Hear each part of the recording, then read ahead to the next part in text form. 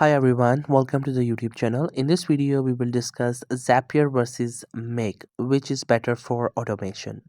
If you're trying to automate a task in your business like sending emails, updating spreadsheets, or signing tools, you'll probably come across Zapier and Make. So I'll compare their features, ease of use, pricing, and tell you which one might be the better fit depending on your needs. So if we go to the Zapier and check out its interface is actually much more easier and user friendly if you're just starting your way with the integration. You get the triggers and actions. You just have to simply add the triggers that you would like to do and actions like which platforms you would like to work on.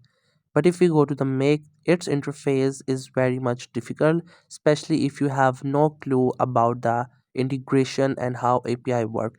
But once you start working onto it and you get to know different things, you just simply go with it. One thing I tell you, Zapier and Make let you connect different apps together to automate workflows like no coding required.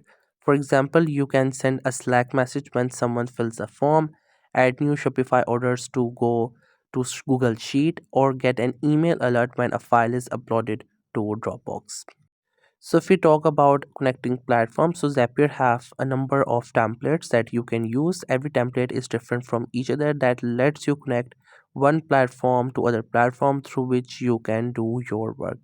There are a number of automations available. You can just simply choose as per your choice. Same wise, if we talk about the Make, it also has different sort of templates that you can use for your work.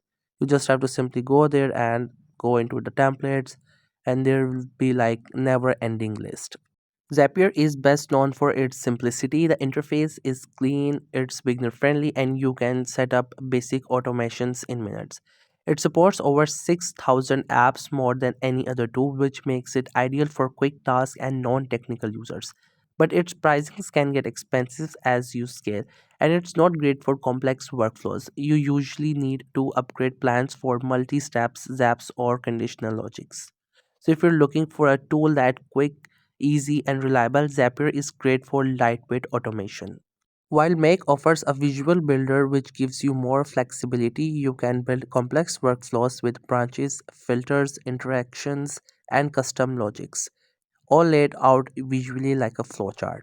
It's perfect for advanced users, developers, or anyone needing detailed control.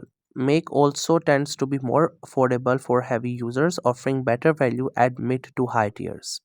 So my final verdict is use Zapier if you want something easy and quick to learn, only need simple linear automation and prefers a massive app ecosystem.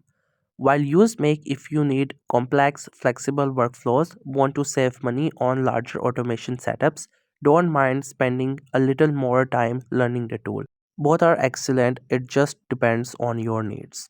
So that's all between Zapier and Make. I hope you found this video helpful and informative. If you're new to this channel, then make sure to subscribe it for more informative videos and updates. Thank you so much for watching the video.